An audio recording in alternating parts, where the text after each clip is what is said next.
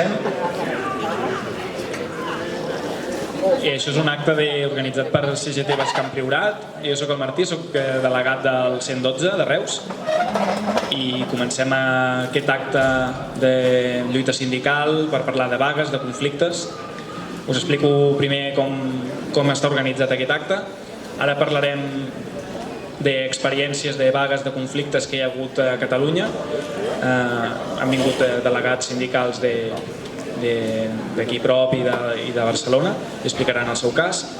Després parlarà un company del secretariat permanent del CGT Catalunya, el Liro, i després explicarem breument per què hem organitzat aquí una barra per vendre vermut i aquí van aquests beneficis i per quines lluites esteu ajudant, contribuint amb el vermut. Ara donaré pas als delegats de CGT. Comencem presentant-nos.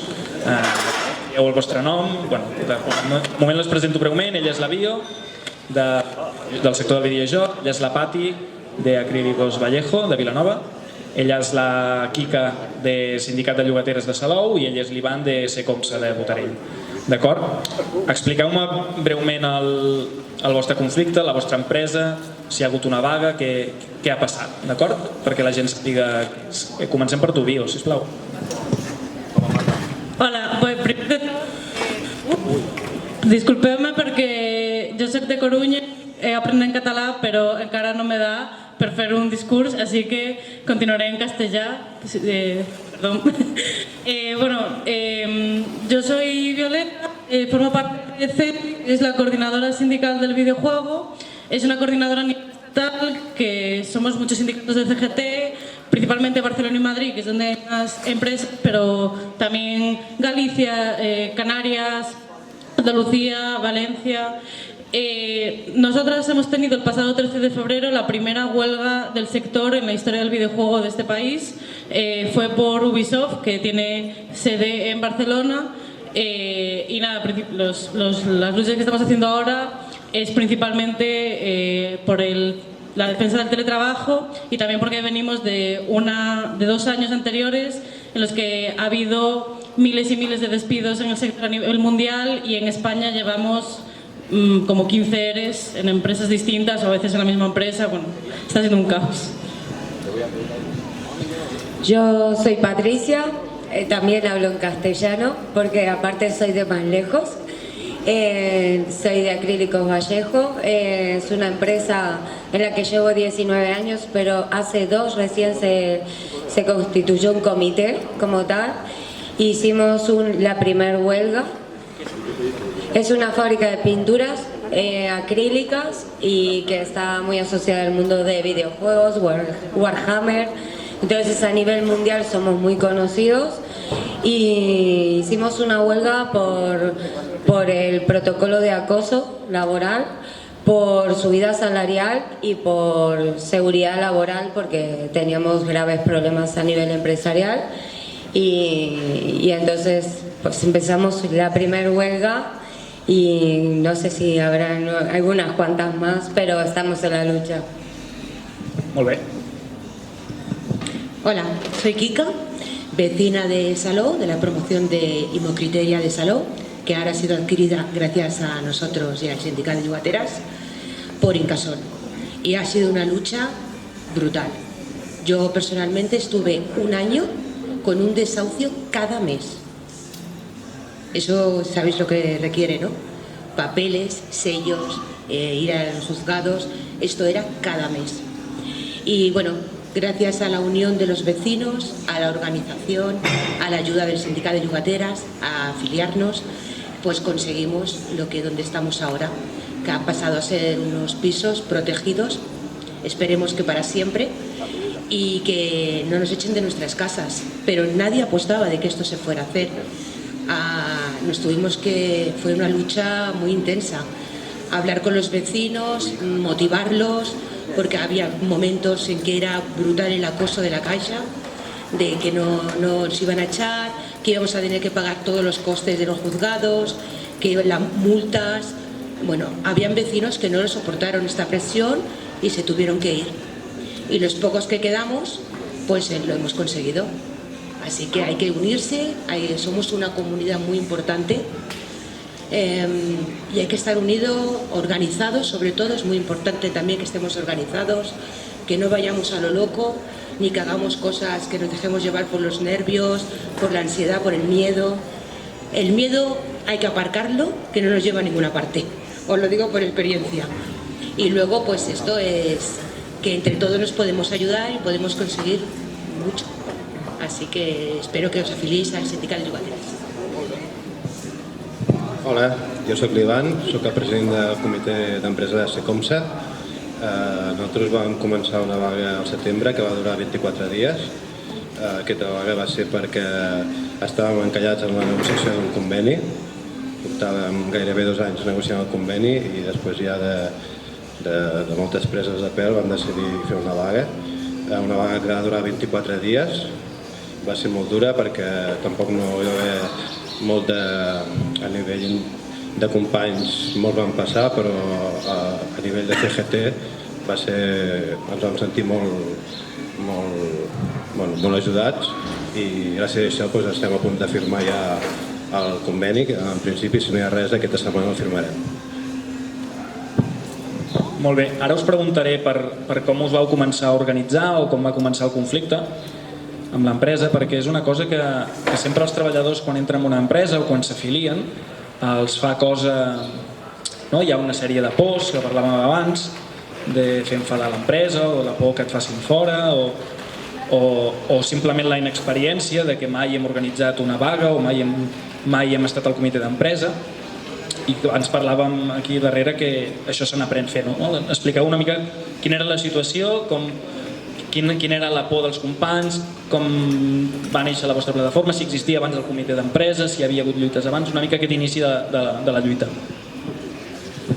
Bueno, en nuestro caso, CESBI tiene un recorrido más o menos año y pico. Empezamos a hacer cosas en noviembre-octubre de 2023. Yo no estaba afiliada a la CGT y me afilié para montar la coordinadora porque en el sector del videojuego en España, que es un sector que factura mucha pela, muchísimos millones de euros, había 2 patronales y 0 representación sindical. Es un sector históricamente con muy baja movilización de las trabajadoras y que además es relativamente pequeño y hay este miedo de que todos nos conocemos entre todas, a los eventos a los que vamos todo el mundo sabe quién es quién, con lo cual si te movías un poquito del camino, pues a la mínima ya te iban a tachar y te iban a despedir y no te iban a querer contratar en otro lado.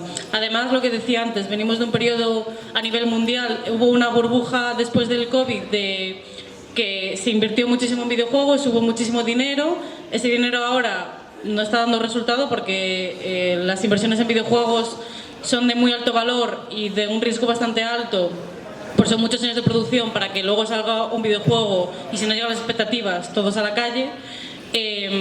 Estamos ahora en ese punto más de desinflamiento de la industria y eso traducido en lo que comentaba antes. Más de 15 EREs en este año y pico que llevamos, algunos de 2 empresas, en plan empresas que tuvieron un ERE, acaban de tener otro ERE de extinción, por ejemplo el caso de Péndulo, que es una empresa de Barcelona, o el caso de Tequila Works, que era una empresa histórica a nivel nacional, con juegos con videojuegos muy importantes para lo que es el arte y la cultura nacional y que acaban de tener también otro ERE de extinción porque se ha ido la empresa a concurso de acreedores y ahora las IPs, que son las propiedades intelectuales de los videojuegos, se están subastando por 130 euros, que es una vergüenza. Entonces, básicamente, era como no había nada, tiene que haber algo, se llevaba como empujando mucho tiempo, entonces unas compañeras y yo empezamos a eso. Es gente que tiene mucho miedo, sobre todo porque les viene el ERE, porque ya os digo, la gente que se afila normalmente es porque les viene un ERE encima. Intentamos organizarnos como podemos, en algunos casos conseguimos que saquen más dinero o que se prohíban más despidos en un tiempo X o que se readmitan, ¿no? Lo típico de los EREs, pero también hemos tenido casos paradójicos de que ahora tenemos un ERE en una empresa que eran 14 y ahora van a ser 15, porque la gente, pues, a veces no entiendo muy bien los procesos de funcionamiento de la gente. No sé si he respondido bien a la pregunta, perquè m'hi un poc a les rames. Sí, està bé. També m'havies comentat abans que vau començar la vaga en part perquè a França Ubisoft és l'empresa més gran de videojocs, la van començar allí i... Bueno, como toda, o sea, la situación es lo que nos afecta, o sea, lo que pasa en Estados Unidos y en Francia y en otros países de Europa, de Occidente normalmente, nos afecta también a España. No sé si os suena que en Estados Unidos hubo estos años, bueno, este año pasado, una huelga muy fuerte de las trabajadoras del sector audiovisual, SAG-AFTRA, creo que se llama el sindicato de allí, que era básicamente toda la gente que hace las películas, guionistas principalmente, llevaron una huelga muy dura contra Hollywood y ganaron. Entonces, a partir de ahí hay una ola sindical que también se ha contagiado en el sector del videojuego y está más fuerte que nunca. Entonces, Ubisoft, que es una empresa francesa y que os sonarán títulos como Assassin's Creed, que me imagino que le puede sonar como a más gente,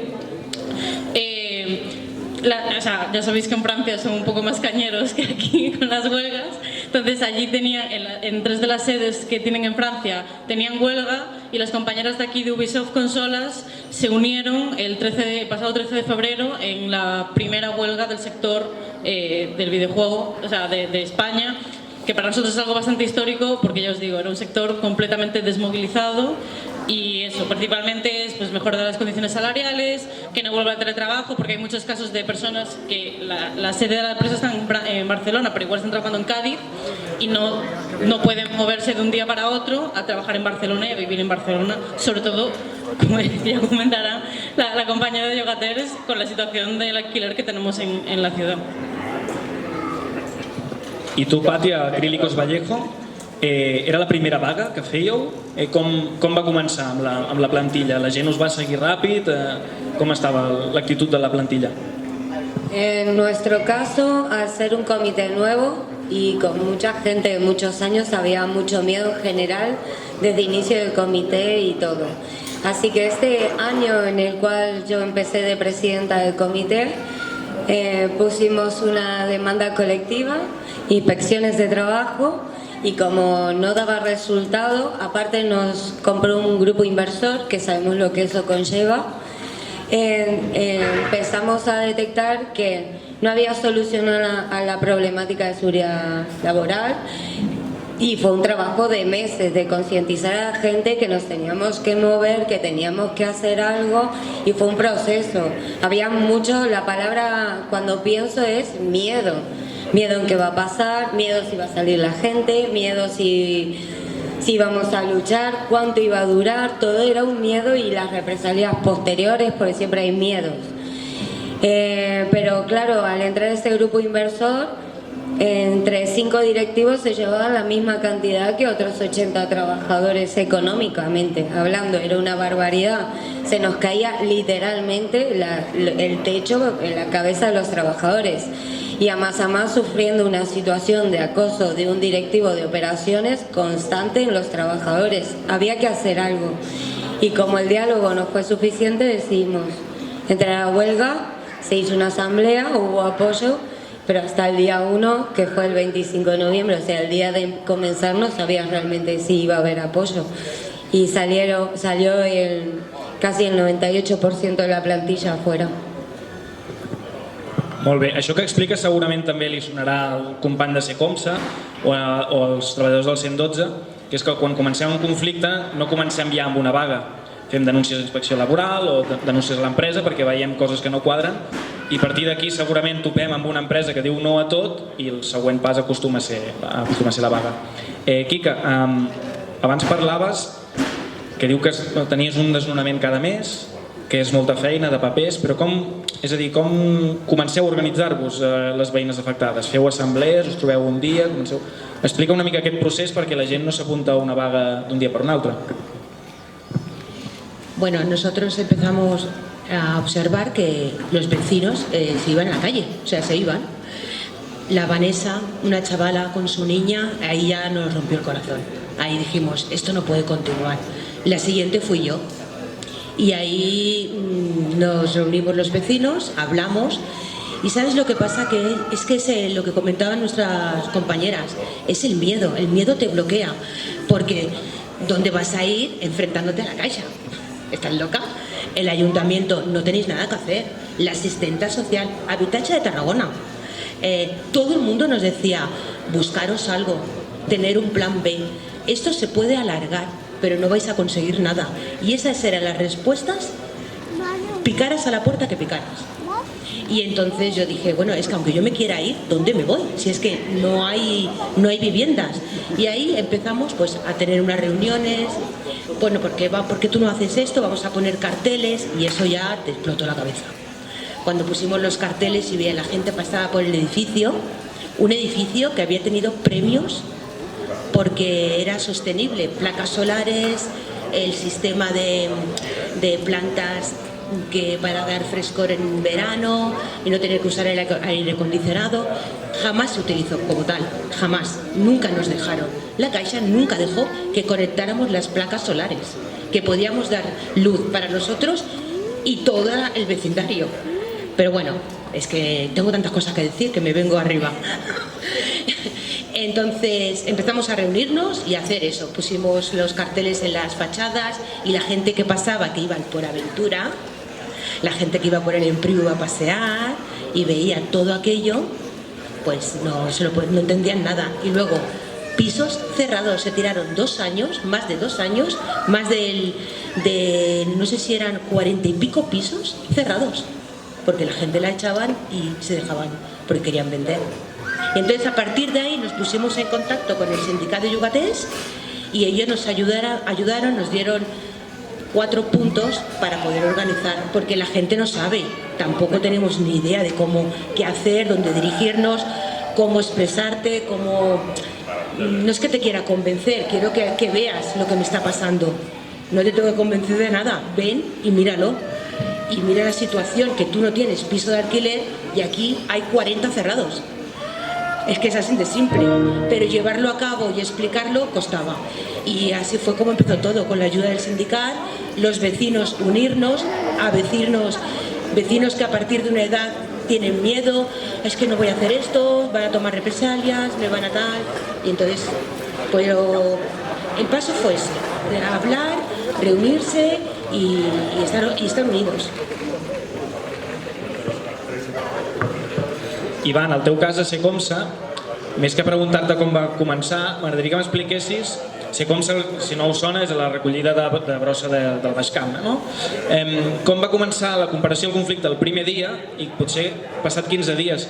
Perquè jo recordo que anàvem allí a fer piquets a les 5 del matí i que va ser un conflicte que es va anar fent gros. Al principi hi havia 5 persones, però allí va venir gent de tot arreu de Catalunya, no? És a dir, que m'expliquis una mica com aquest conflicte, els suports que vau tenir a nivell de CGT del Baix Camp com de Catalunya i quina repercussió va tenir això cap als companys. Sí, bueno, la vaga, que va començar al setembre, el suport màxim va ser per DCGT de totes les parts de Catalunya.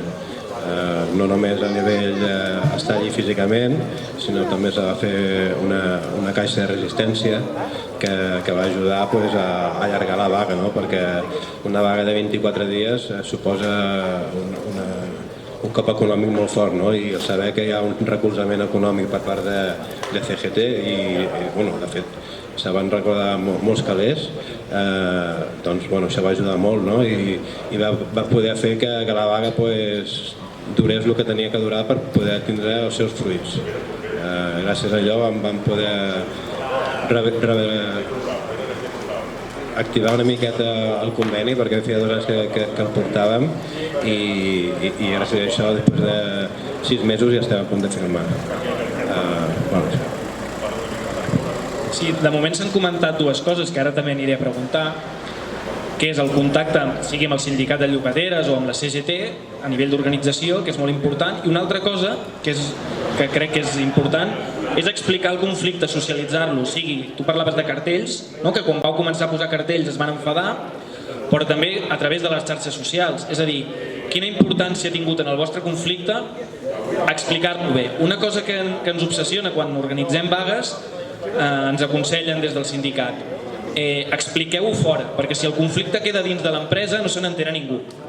I a la que es comença a parlar en premsa o es comença a moure a les xarxes socials, suposo que venen suports o bé difusió i explicar una mica com va anar aquest procés.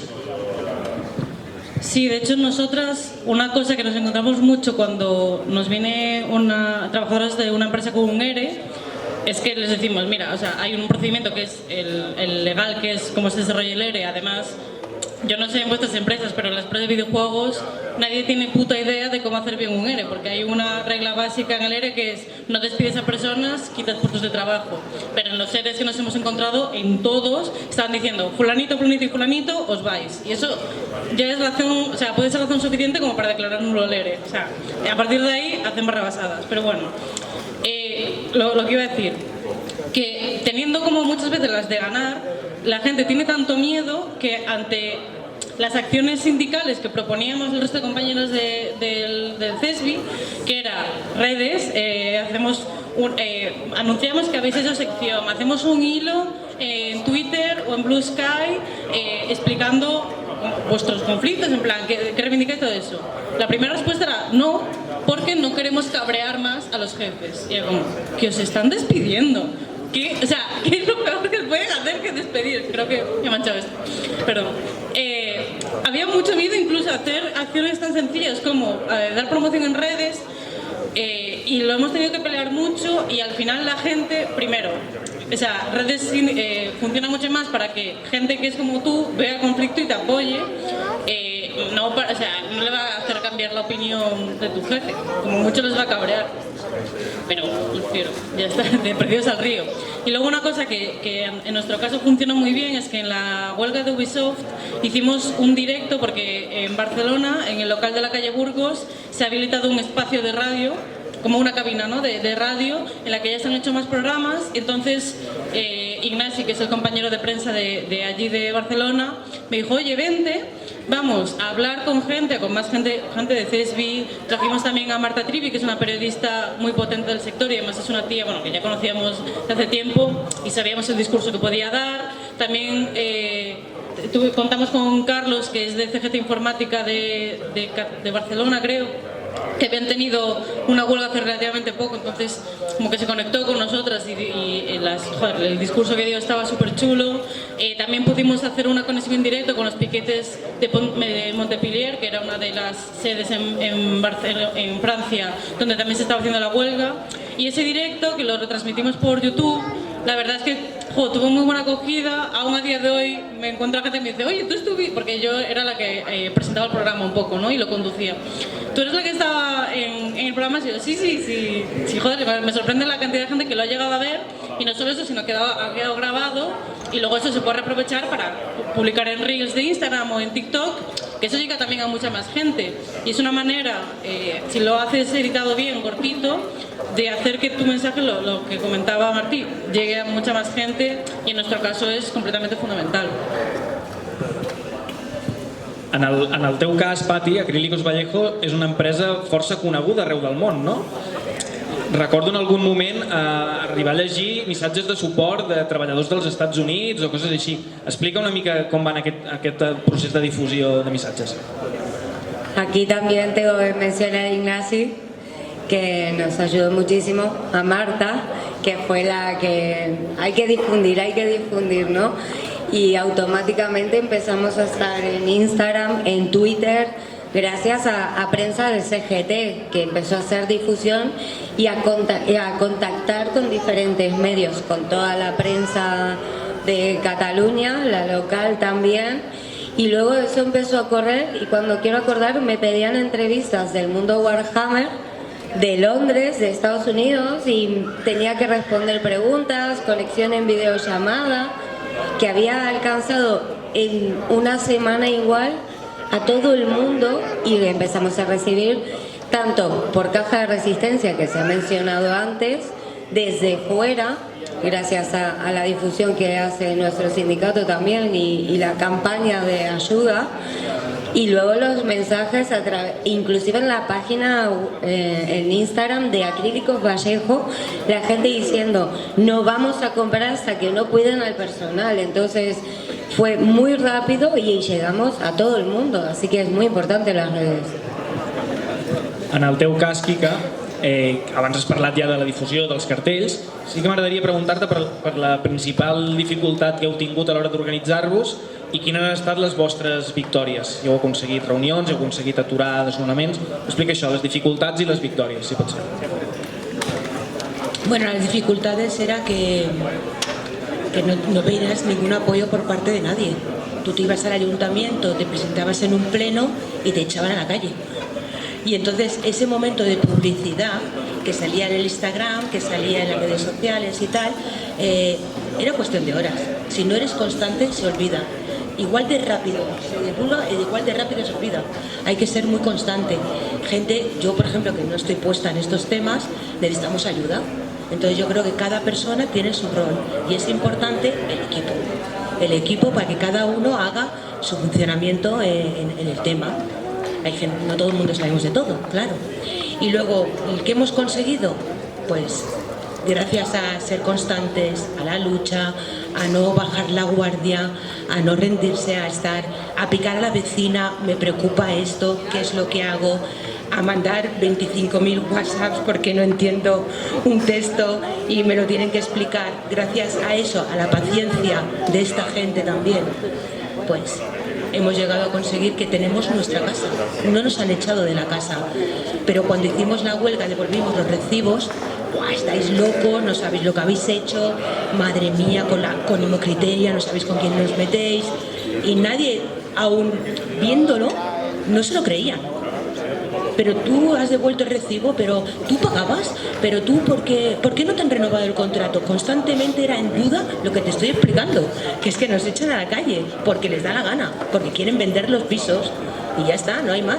Pero tú pagas, pero tú estás de ocupa, porque tú estás de esa... Y eso, esa lucha constante agota.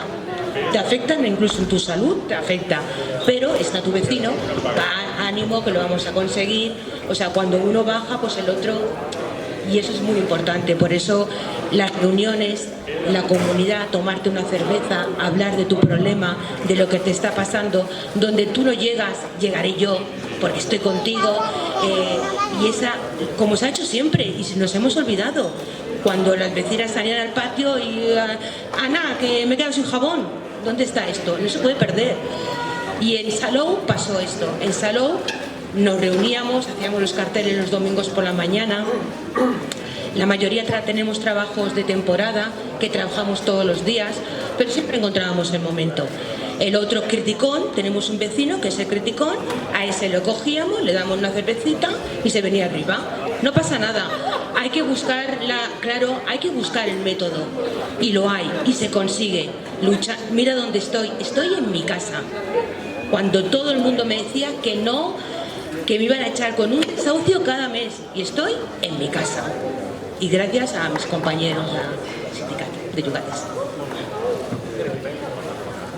Ivan, en el teu cas això, també com ella m'agradaria que expliqués el principal dificultat que vau tenir dins de la vaga, perquè recordo que vam haver d'anar unes quantes vegades davant del Consell Comarcal del Baix Camp, allí al Passeig Prim, a fer pressió, perquè ens trobàvem amb uns polítics, no?, que tenien molts càrrecs i molts sous i els interessava acabar la vaga aviat per ells d'imatge, però després no volien cedir o el que sigui, i explicar quina va ser la principal victòria del vostre conflicte, de la vostra vaga.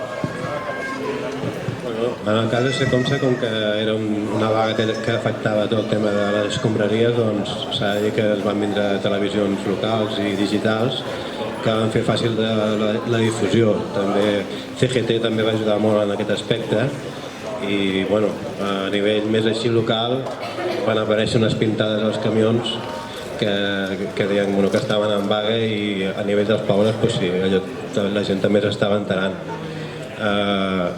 Clar, els polítics són gent complicada de negociar perquè facin bé o facin malament sempre tindran el mateix sou i al final se va poder desencallar amb el comitè de vaga i aconseguint una rebaixa d'hores i un parell de dies més de dies personals i algunes coses que després amb el conveni s'han acabat de polir. Ara tu dius aquí rebaixa d'hores com molt genèric, però jo recordo, el nostre, per exemple, on treballo jo, la jornada sencera són 39 hores i vosaltres heu aconseguit a les 37 i mitja. No? 37? Explica-ho això. Nosaltres teníem 37 hores i mitja setmanals i ara hem aconseguit 35 hores, que són unes 1.560 i pico l'any. El govern volen reduir els 37 i mitja, ells ja estan a 35, doncs això, les vagues serveixen i són coses tangibles que ens afecten en el dia a dia i que estan molt bé. Per acabar, una mica el que li estaves preguntant a ell, quina victòria heu tingut? Coses tangibles, doncs hem aconseguit des de quedar-nos a casa, que comentaves, hem aconseguit reunions amb l'empresa, hem aconseguit que estiguem més units. Què heu aconseguit? ¿No? Quin aprenentatge podeu dir que ha servit? Yo en el caso de CESBI creo que aún es un poco pronto para hablar de victorias porque la verdad que ha habido pocas tangibles. Ha servido para que ahora las trabajadoras del videojuego, y ya no solo las que estamos por cuenta ajena, sino las autónomas, que hasta hace muy poco las autónomas no tenían ningún sitio al que recurrir y estaban siendo explotadas laboralmente igual, entendedme, las pequeñitas, las que nos tenemos que hacer autónomas por cojones. Y gracias a que CGT, no sé si fue como los últimos acuerdos, yo a nivel de palabrería, o sea, como de niveles de CGT me pierdo, pero sí que fue como es que como a nivel general, confederal eso, se aprobó que las autónomas también pudieran ser parte de CGT y que también se creó una coordinadora de autónomas que ahora está en Cataluña, pero creo que la intención es que sea a nivel estatal. En videojuegos hay muchísimas trabajadoras autónomas, sobre todo la gente de traducción, que ahora además con la IA generativa están todavía más puteadas porque les han precarizado a muerte el curro y ahora en vez de traducir hacen posttraducción, que es lo corrijo por IA y tú le das una vueltecilla que siempre está fatal hecho y te pagaba una miseria que igual podían ser 9 céntimos por palabra, pues ahora te pago todavía menos. Entonces, creo que la principal victoria por nuestra parte puede ser que ahora las trabajadoras del videojuego tienen algún lugar en el que referenciarse. Ha sido ya no solo por lo de redes que decíamos antes, sino que nos dedicamos a ir por los diferentes eventos de la industria de todo el estado. De hecho, este fin de semana yo estuve en Carballo, en Coruña, con un stand de CESBI CGT, repartiendo panfletos, repartiendo fanzines en los que contamos nuestras experiencias de lucha, repartiendo pegatinas y chapitas. Y eso, creo que ahora podemos estar un poco más unidas y la gente sabe que hay alternativa y que se puede luchar. Yo creo que conseguimos dos cosas. Una es a nivel personal, que es que me tomaran en serio por ser mujer y extranjera. Tenía todos los números para que no me tomaran en serio. Entonces, en primero lo que se consiguió es estoy aquí de verdad y vamos a luchar de verdad.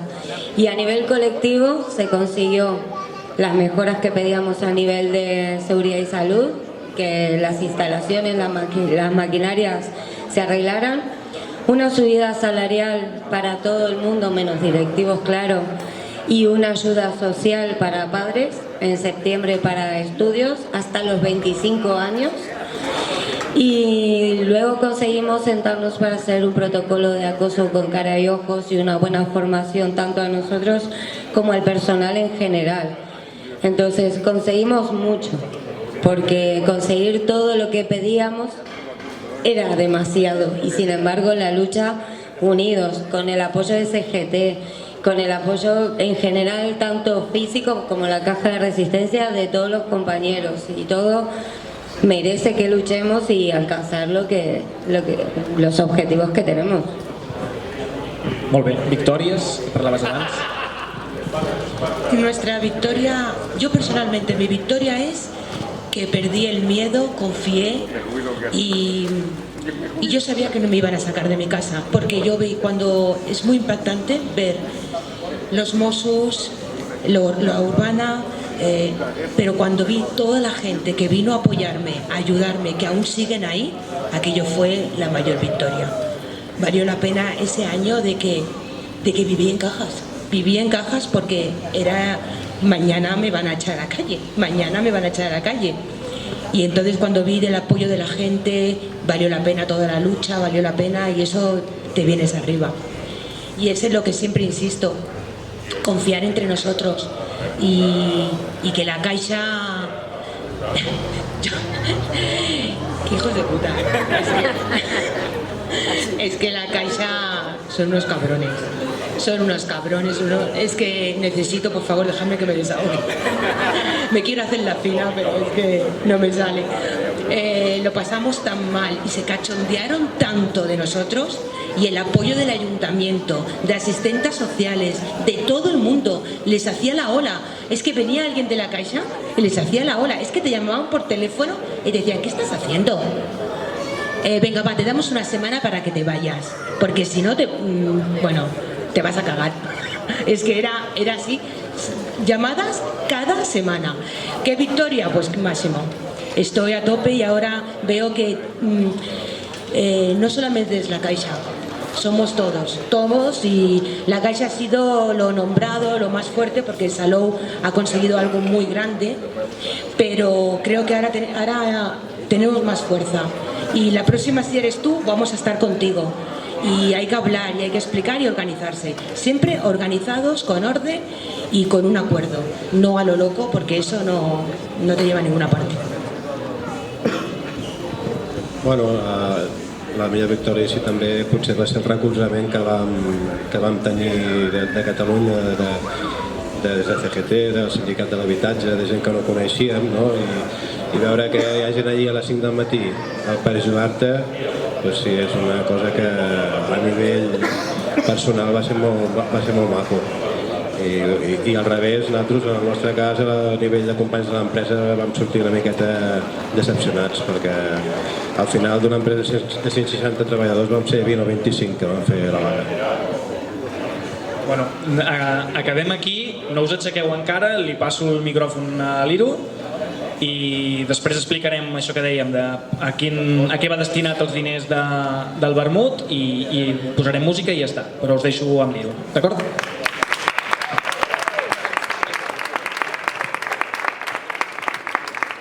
Bueno, m'han donat carta blanca, o sigui, tinc tots els minuts que dir. Pues crec que... Què tal, Ignasi? Pues crec que faré una intervenció d'hora i mitja, ja que m'han donat via lliure. No som tan guapos com els de llogateres, però ho farem molt bé. Bueno, va, no, ara en sèrio. Soc l'Iro Moner, soc de la Secretaria d'Acció Social de CGT Catalunya. M'han convidat perquè potser faci més una vista d'ocell, de què és la CGT, ja que nosaltres estem amunt i avall, un dia vam estar a Secomsa, un altre a Acrílicos, i demà estem fent correus a Girona. Potser tenim aquesta vista més general de l'organització, que quan estàs la gent que està més en els seus conflictes diaris, en els seus conflictes d'empresa, en els seus comitès, potser li falta. I començaré dient que la CGT ara està a 23.400 afiliats aproximadament, que cada any estem afiliant, aquest 2024 vam afiliar 4.200, el 2023 vam afiliar 4.080, i estem afiliant moltíssima gent, també es va desafiliant gent, però d'aquests 23.000, vull dir que la meitat de la CGT fa menys de 5 anys que està afiliada. O sigui, la CGT no és una cosa estàtica del viejo sindicalista, això, sinó que és un torrent d'aigua de gent que entra, que lluita, que es desafilia, que canvia de feina, que es torna a afiliar. Vull dir que som una força en moviment i en creixement continu.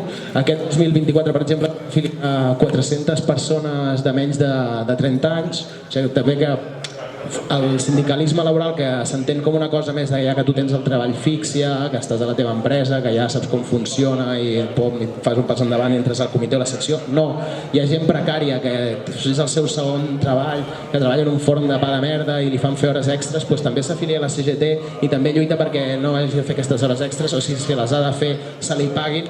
Vull dir, el que vull remarcar és que estem transformant una mica el sindicalisme en relació a aquest sindicalisme de concertació apalancat, de despatx, de que em reuneixo amb la patronal. Estem aconseguint un sindicalisme de moviment, de carrer, de piquet, i això jo crec que és a través d'aquest conflicte i aquesta acció és el que ens fa créixer, és el que ens diferencia, al igual dels altres sindicats. Després, per un altre cantó, l'arrelament territorial. Això poder tu ens ho diràs millor. Ara no recordo si va ser el congrés de Mataró o així. Es va decidir com fer un arrelament territorial, no?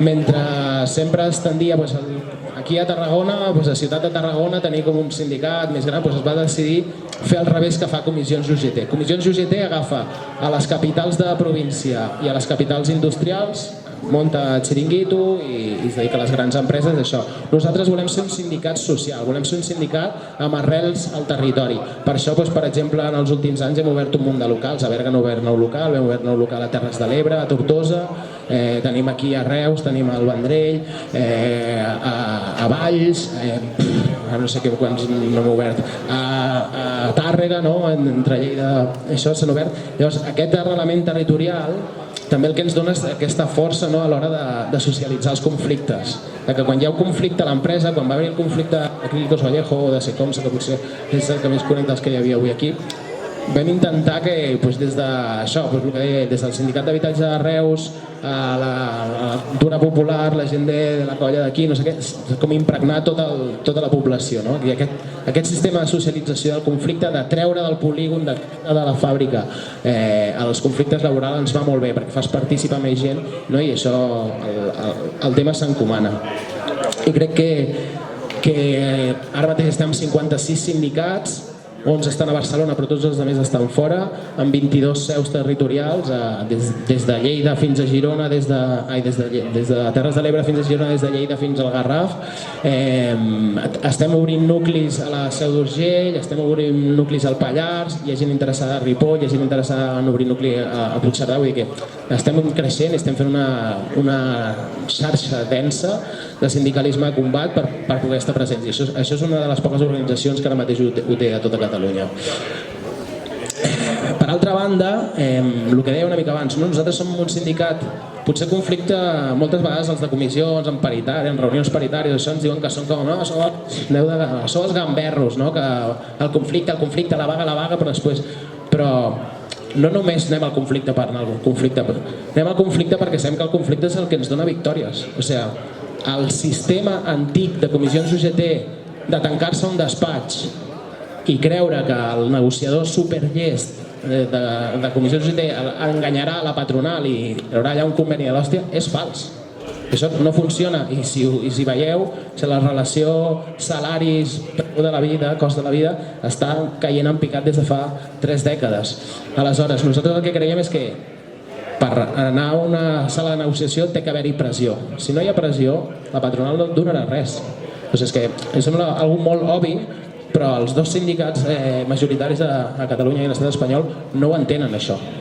Nosaltres diem, tu pots enviar 3 monos a la sala de negociació, amb tot el respecte a la gent que va a les sales de negociació, que són de l'hòstia, però nosaltres sempre diem, Comissions UGT es creu que enviarà un assessor superllest que enganyarà el de la patronal, l'advocat de la patronal i l'assessor d'economia. Nosaltres creiem que tu envies 3 monos, envies 3 ximpanzés a la sala de negociació i si hi ha una pressió fora, si hi ha una vaga, si hi ha dany econòmic, si hi ha dany a la imatge, si hi ha pressió personal, si hi ha estrès personal, els responsables t'ho firmen. Enteneu? Aquesta és la diferència en el nostre model sindical. No creiem en grans negociadors, nosaltres creiem en la lluita col·lectiva i aquesta pressió és el que fa que guanyem més victòries. I això ho dic i ho podem dir, però no només són paraules buides que jo pugui dir aquí, que me les pugui inventar, sinó que precisament fa 2 setmanes el Departament de Treball ens va enviar les estadístiques de vaga d'aquest 2024 i un any més un sindicat amb 23.000 afiliades contra 100.000 de comissions i contra 80.000 d'UGT fot més vagues que comissions UGT i CAUSOC juntes.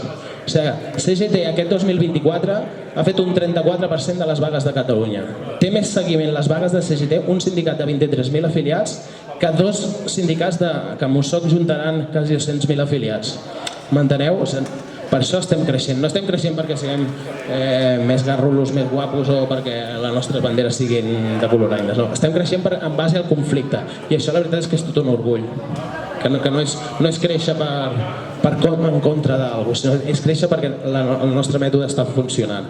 Des del 2015 som el sindicat que més vagues convoca a Barcelona, des del 2018 el sindicat que més seguiments genera les nostres vagues, i des del 2022 sumem més persones, més hores de vaga que Comissions, UGT i USOC junts, que són els 3 sindicats amb més representació a Catalunya.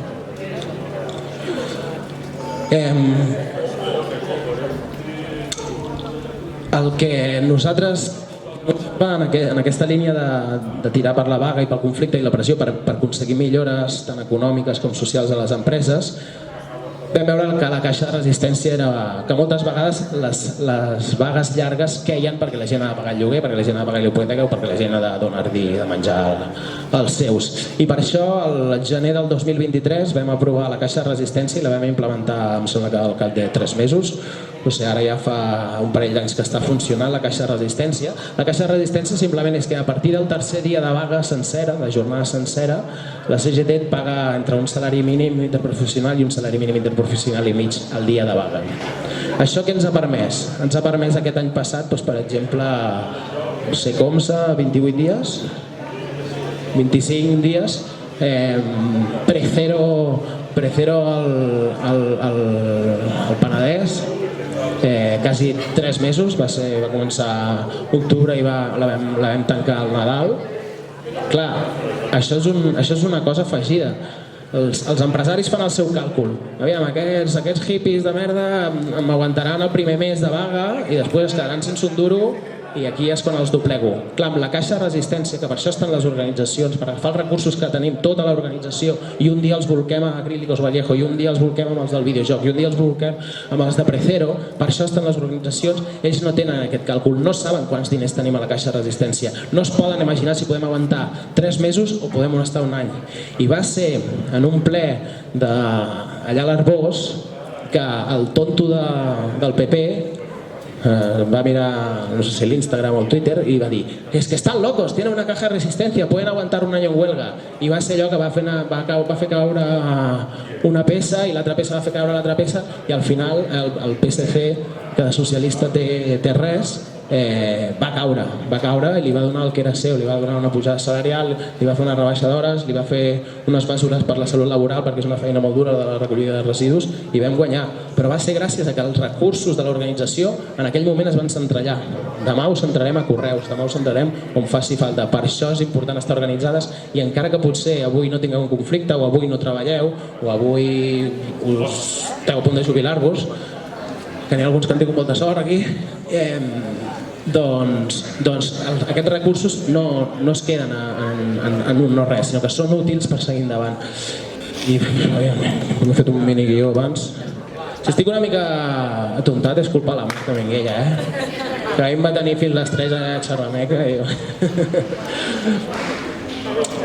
I en aquesta caixa de resistència el que fem és aguantar dies la vaga, però el mètode no només és aguantar dies de vaga, sinó que hem de sorprendre a l'empresa, hem de sorprendre a l'administració o a l'adversari en definitiva.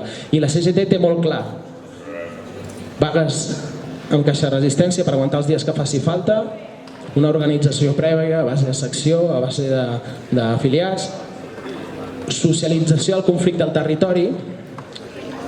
I després algo que potser també és una novetat que estem fent molt bé, que és no només és dany econòmic, no només és parar la producció o el servei, sinó que nosaltres ens basem i això és un exemple de base Secomsa, parem tot el possible, fem el dany econòmic no parant la producció o el servei, però a part fem dany a la imatge. Anem a fer dany a la imatge, anem a estressar personalment els responsables, el de recursos humans, que és que en vez de que sigui el director de Secomsa anem a un esglaó més amunt i ens tombem el del PSC de la comarca, doncs anem a per ells. Vull dir que a vegades hem de ser imaginatius i també podem atacar a tota la cadena de producció, a tota la cadena, i podem anar als clients, als subministradors, podem atacar per dalt i per baix. Hem de ser imaginatius perquè les empreses tenen molts més recursos que nosaltres i nosaltres hem de sorprendre'ls. Per això la tríada, nosaltres sempre diem la tríada pressió econòmica, aturant la producció, aturant els serveis. 2, dany a la imatge. I 3, estrès personal als responsables, que a la gent que moltes vegades ens sotmet a la precarietat tenen nom, cognom, ulls i boca com tots nosaltres. Doncs aquestes persones tenen que saber que són els responsables i els hem d'estressar personalment, perquè això també fa que moltes vegades caiguin abans. I ja una mica per anar acabant, hem encarregat al gabinet socioeconòmic un estudi perquè des de, en teoria, ara diu el compañero president de l'estat espanyol, diu que l'economia va com un tiro. Bueno, hem encarregat un estudi que es diu la pèrdua de poder adquisitiu a Catalunya i la necessitat de la lluita sindical, que el que ens està dient és que des del Covid, des de la crisi del Covid i la posterior crisi inflacionària, les empreses s'estan forrant. O sigui, ha entrat un munt de pasta d'Europa, van aprofitar la crisi inflacionària per pujar preus, han repercutit els preus de les matèries bàsiques per la seva producció i han repercutit aquest preu al preu final. I tenim les empreses d'alimentació, les empreses de restauració, els supermercats, les empreses de neteja estan tenint unes taxes de benefici d'un 50, un 70, un 80% més grans. Intentarem treure-ho abans de l'1 de maig, aquest estudi, perquè és molt important saber, per generar la sensació d'injustícia a les plantilles, que les empreses s'estan forrant i nosaltres estem cobrant el mateix que fa 10 anys quan tot és molt més car. El lloguer ha pujat un 30%, el menjar ha posat la cistella bàsica ha pujat un 15-16% i nosaltres estem cobrant el mateix.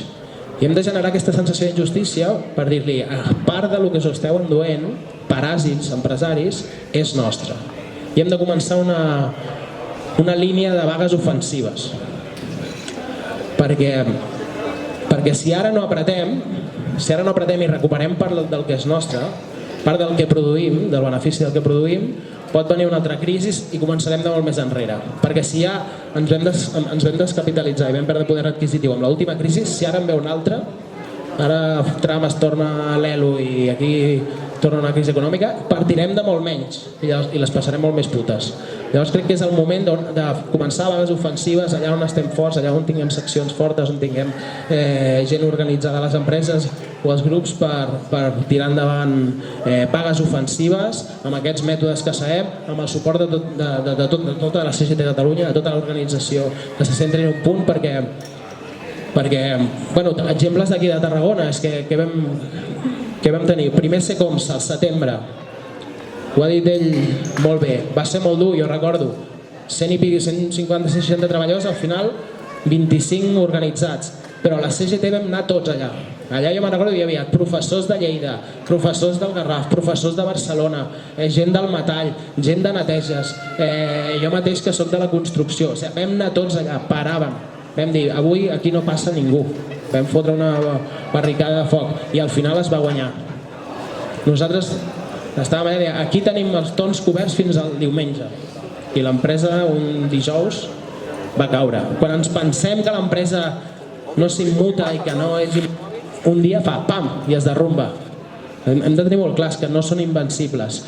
A Clicos Vallejo, el Garraf, això no va ser una vaga indefinida, però nosaltres li diem un conflicte indefinit, no? Que un dia fas una vaga de 2 hores, un dia fas tot un dia, una vaga a la francesa, que generés un caos a la producció i a l'empresa, que al final també, quan anaven de xulos, quan anaven a les meses de negociacions, allà que aquí no ens movem ni mig mil·límetre, pam, un dia cauen. És tota una façana. Els empresaris també fan